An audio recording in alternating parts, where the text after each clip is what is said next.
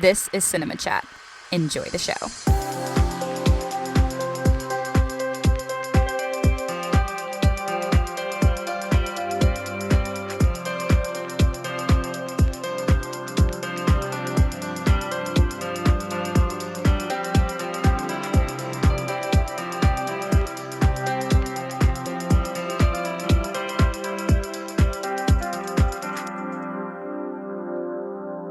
Hello, everybody. Welcome back to Cinema Chat, the podcast where I chat about all things cinema. My name is Izzy, and today we are going to be shifting gears just a little bit and discuss the superhero side of film. This movie helped reignite the genre by earning $100 million in its opening weekend. They then went on to make an entire trilogy for the franchise and helped to kickstart Marvel's run in the industry. Today, we are talking about Spider-Man. The newest Spider-Man film, Brand New Day, is going to be releasing this upcoming Friday. Tom Holland is going to be reprising his role and continuing from where the story left off in No Way Home, which released back in 2021.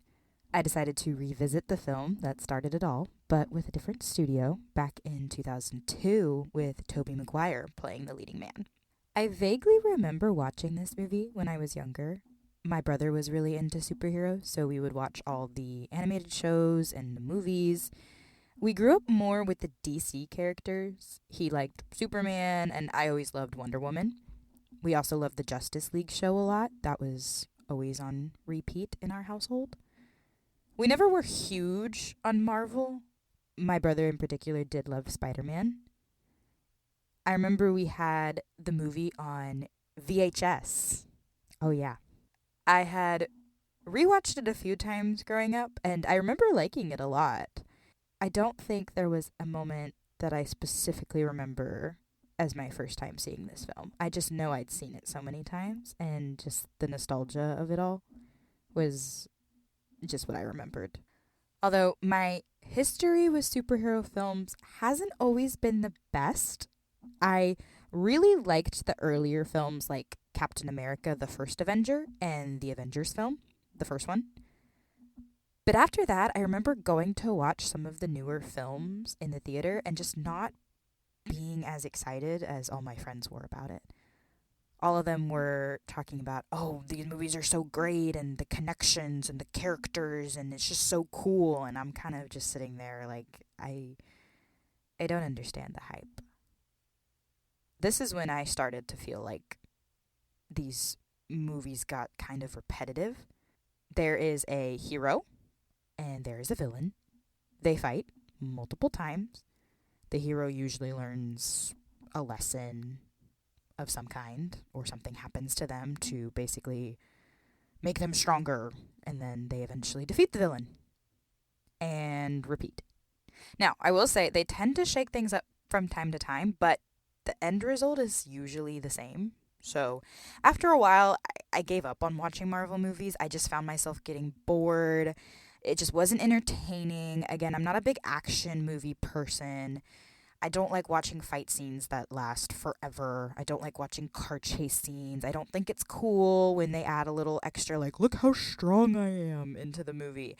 I just get so bored. It's meant to just be entertainment, and that's fine. It's just not for me. That's not my form of entertainment. Some people like to go and just see car chases and fight scenes and them do cool things that they can't do themselves, and that's good for you. That's not for me. It's not interesting. It's, again, very overused, very repetitive, so I tend not to enjoy them. Spider-Man was always a character that I enjoyed. I always liked that he was more of the younger side in Marvel. He was the teenager, he was the kind of nerdy kid, goofy, clumsy. I just enjoyed that type of character. When Tom Holland started making these Spider-Man movies, I actually went and saw some of them. Not my favorite, but I just really liked his portrayal of the character. No Way Home was actually my first theater experience for a Marvel film in a few years. I think prior to that, I saw Endgame. I didn't even plan to go see it. It just happened to be my friend had a ticket, and I told her, if you can't find anybody else who absolutely wants to see this movie, I guess I'll go. And she couldn't, so I went, and I'm sorry, I got bored. I know that's like a big movie theater event. And hey, I will say I am happy that people went to the theater. I'm glad they got that experience. That was one of the bigger ones before COVID hit. That made me really happy. It's just not for me. I'm sorry. I didn't enjoy it. It was okay. Hot take. Sorry. So I saw No Way Home, and I mostly loved it because Toby and Andrew were in it. We brought them all back. We did the multiverse thing, and that was fantastic. And I guess part of the reason I'm kind of leaning towards seeing the newer one that's coming out is because, again, I love Tom Holland. And I did see No Way Home, so, I kind of want to see what happens next in the story.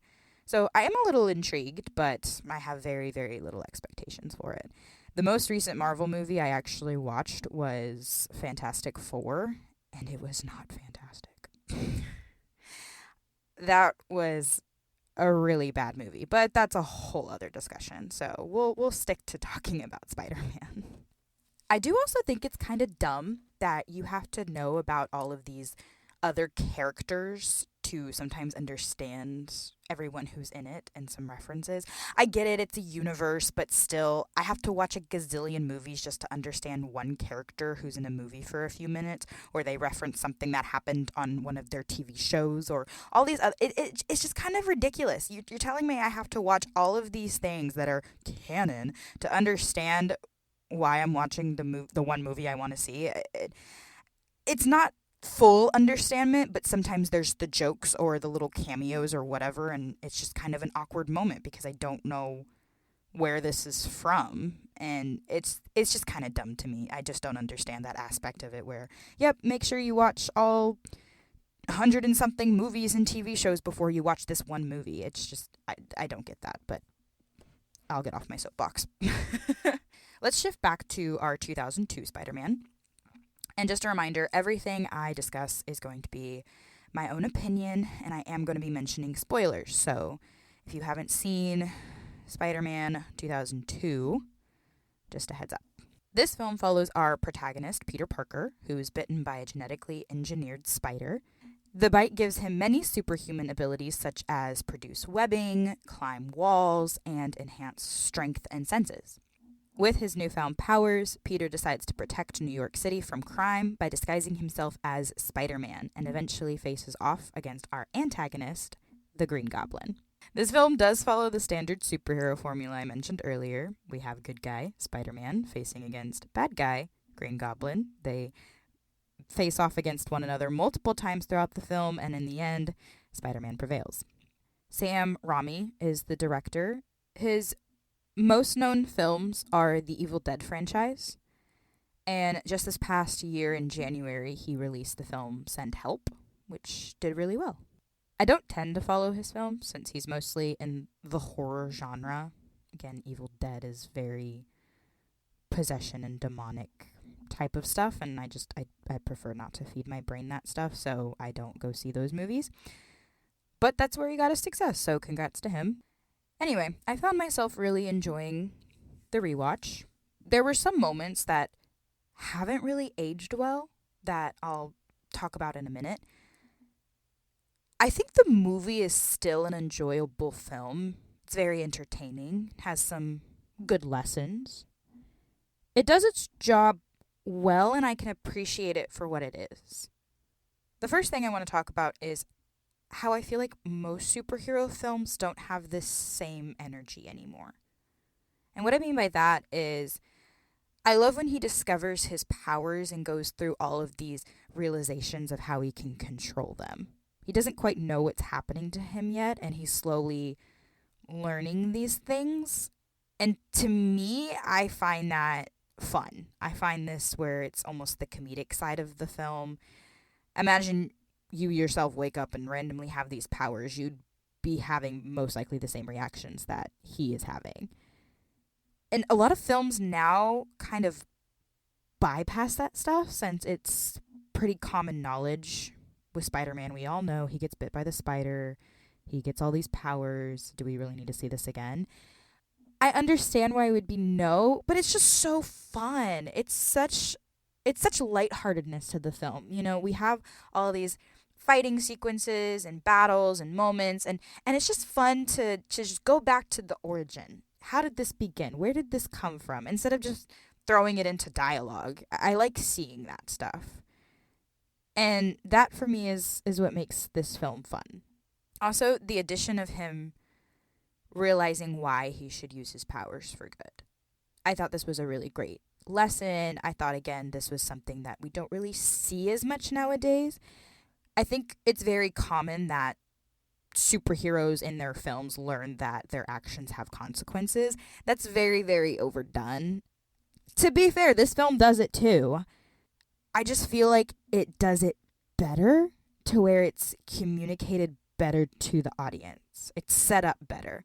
It's not even just dialogue. Again, we're seeing these things happen. It's not just these pep talk speeches that they usually give in the superhero films now of, oh, well, based off my experience, blah, blah, blah, blah, blah. Just all these things where they tie in their connections of, again, movies we should have seen in the past to understand what they're talking about.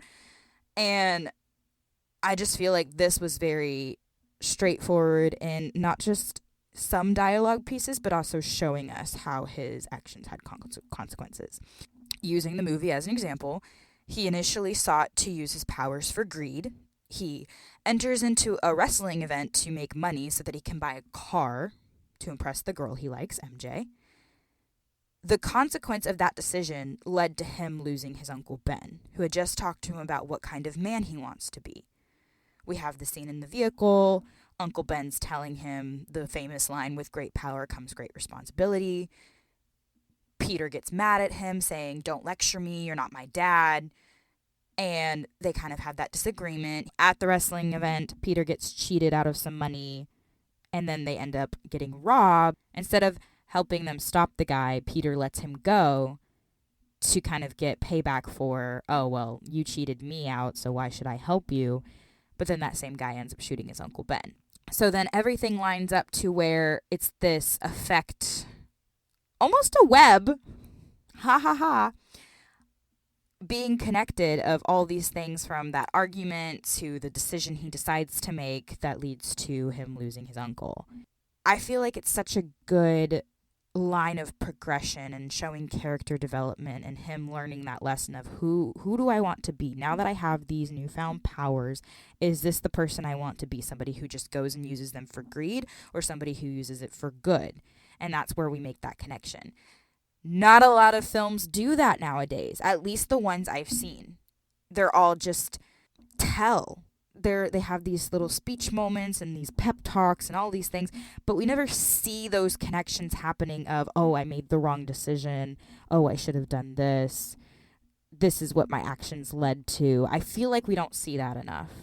I could be wrong. I haven't seen a lot of Marvel movies because I don't enjoy them, but based off the ones that I had seen, it doesn't come across that same way. They're just looking for the next action sequence, to me, is what it feels like. It's also a nice, valuable lesson towards the younger audience as well. Heroes need a reason to do good. The people who raise Peter help ignite that idea, and it helps the audience connect more with the character. This is also what I feel like is missing from these superhero films nowadays. We rarely connect with these characters because there's so many of them. I tend not to really care who wins or loses because there's nothing connecting me to that person on screen. And if there is that little connection, I had to watch another movie just to understand why that connection is important. It doesn't make sense. There's too much. There's too much going on. I love watching movies, but I want to watch movies about different things. I don't want to watch the same movie over and over and over again with a plot that's not even that great.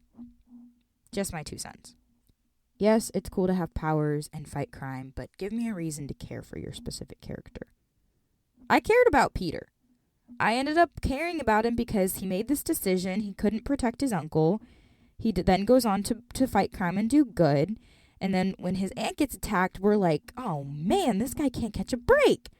But at least now he's making better decisions. And I can connect with that. Another thing I liked was William Dafoe's performance. He plays such a good villain. His portrayal as the Green Goblin is amazing.